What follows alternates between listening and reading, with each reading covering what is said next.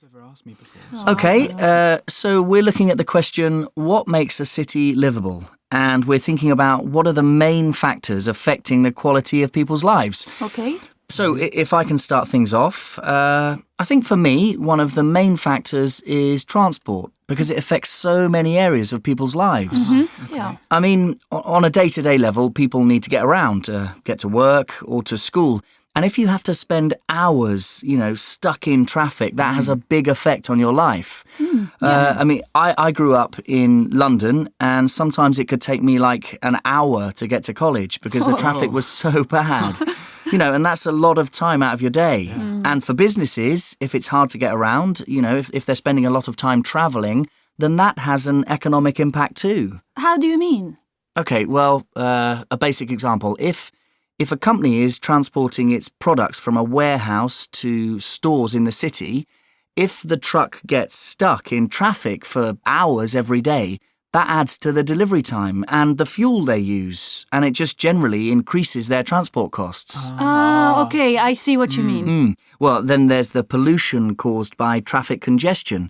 That's bad for people's health, and it's bad for the environment. I mean, not just in the local area, but globally too. All the greenhouse gases that come from emissions from cars are contributing to climate change.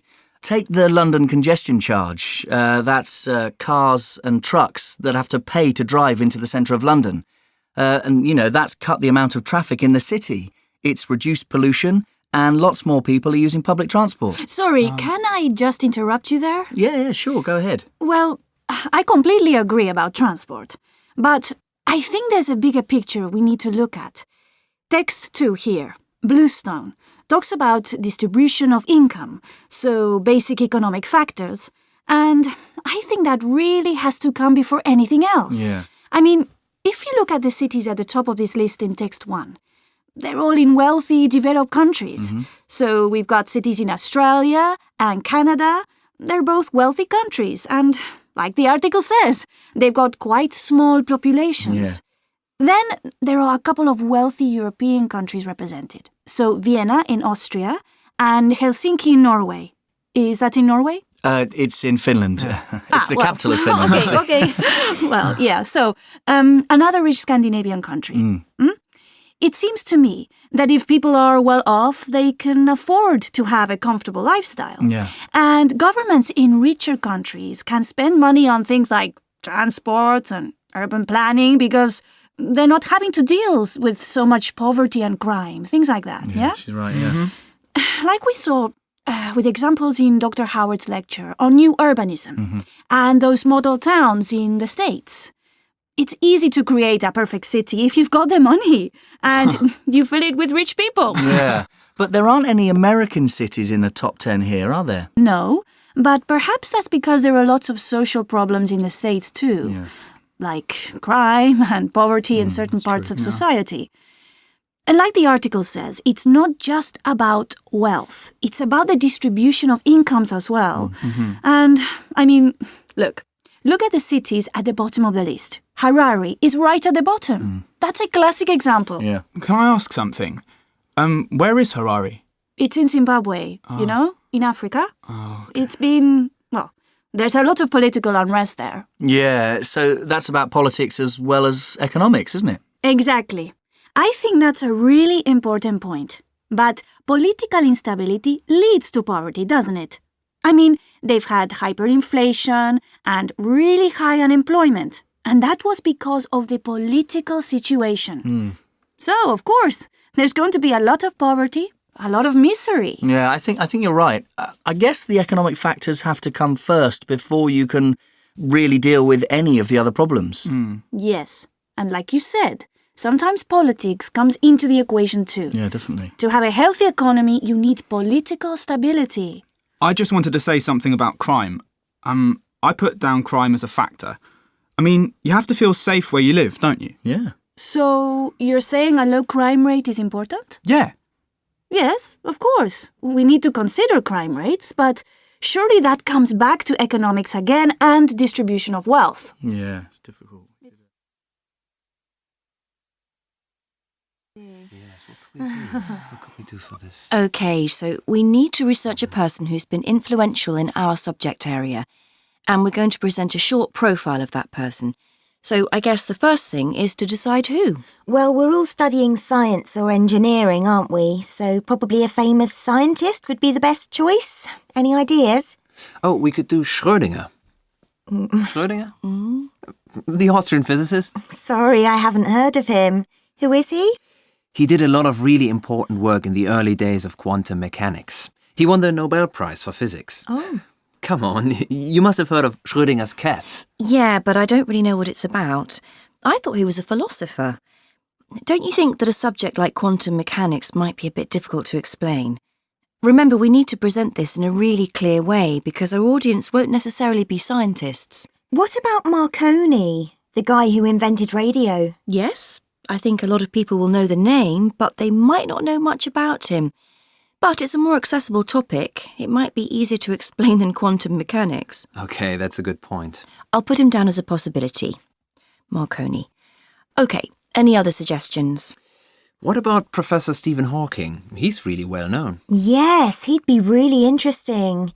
But isn't he still alive? Aren't we meant to be choosing a historical figure? No, I don't think so. It just has to be someone who's been influential in their academic field. OK, I'll put him down too. Anyone else? Perhaps we should stick with what we've got rather than spending ages thinking of lots of different people. All right.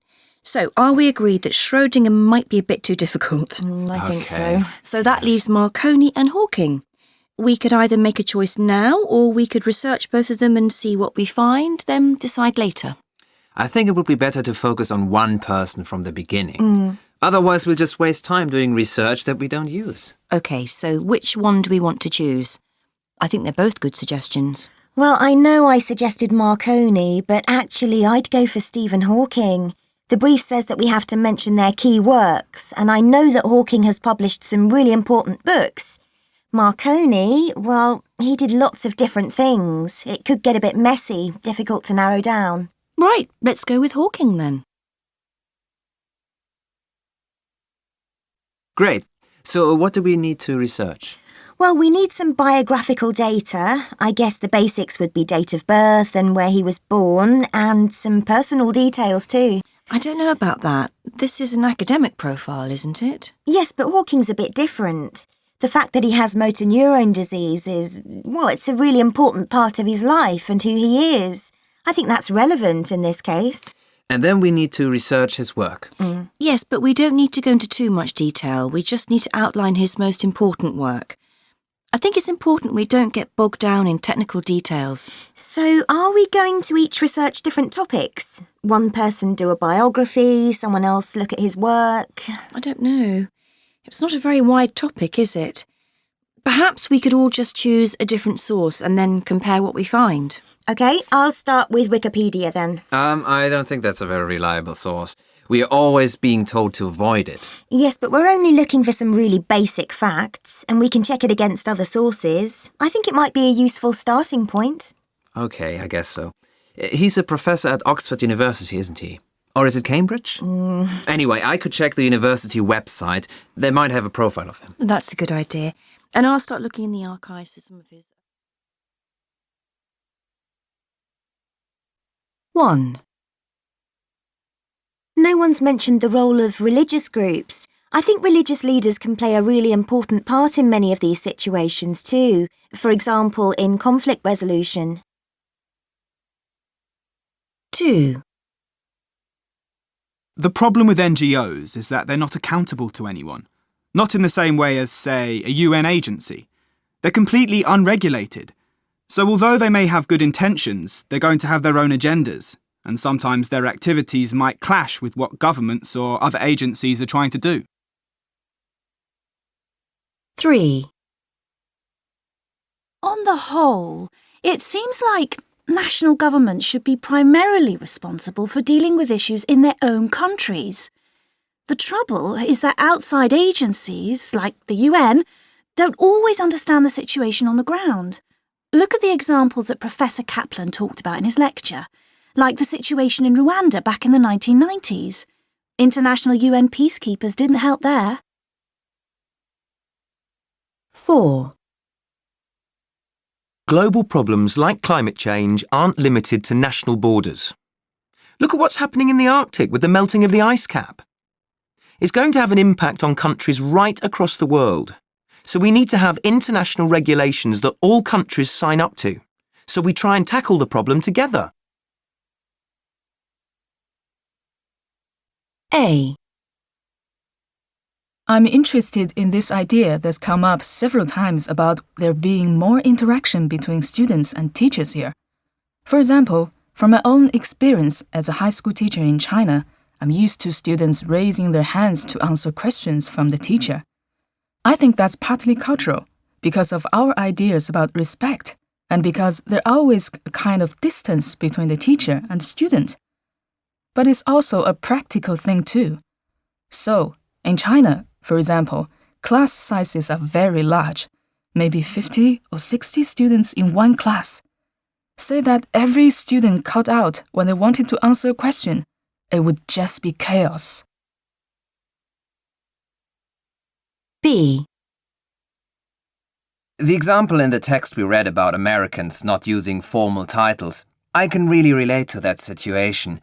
There was this researcher in the United States that I was collaborating with last year, and he started his very first email to me with "Hi Klaus."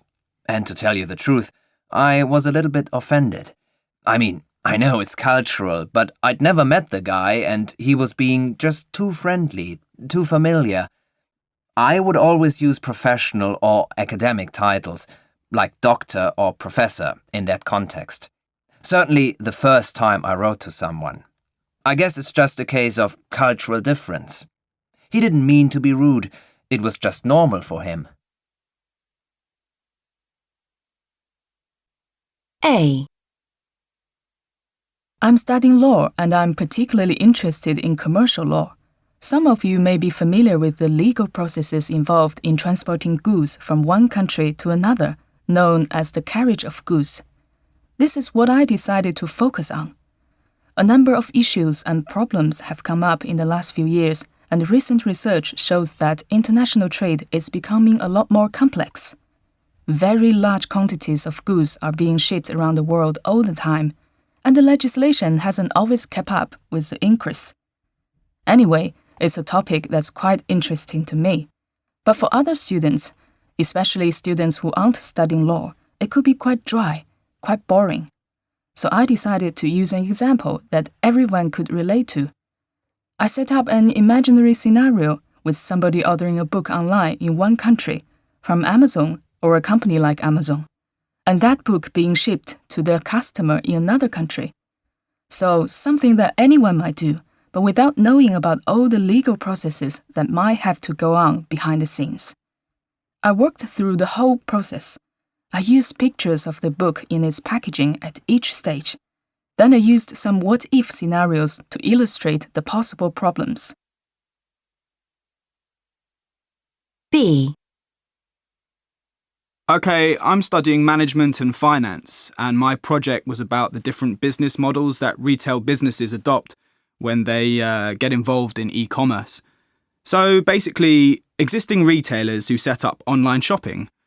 I focused particularly on the food sector, and I wanted to start with an example which shows how these business models worked in practice. I looked at 2 case studies, both involving supermarket chains which had used very different approaches.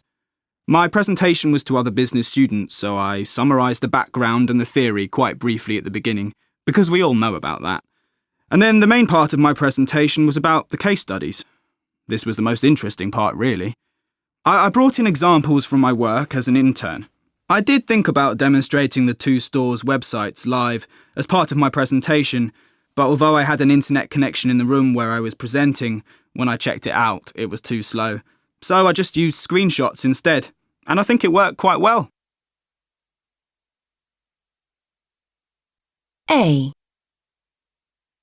In my home country, China, exports are big business. Despite growth in the domestic market, the majority of goods made in China are still for export all around the world. Goods labeled Made in China are being shipped across the globe every day, And the legal processes and the regulations involved in the transportation of these goods are of real importance to all Chinese businesses. In my research project, I looked at the legal procedures involved in the carriage of goods, and more specifically, I looked at some of the problems that are now being seen in the increasingly complex world of international trade. B. Today I'm going to be talking about e-commerce, so the sale of goods online. You may have heard in the news recently that online purchases now make up around 15% of all retail sales in the UK. This percentage is similar right across Europe, and it's increasing steadily year on year. Established retailers in all sectors are realising that an online presence is now essential in order to be truly competitive. However, how individual retailers go about setting up their online offering and which business model they choose can be vitally important in the success, or otherwise, of their e-commerce operation. In my presentation today, I'm going to look at two case studies, two different UK supermarket chains who approached the task of selling their products online in very different ways, using very different business models.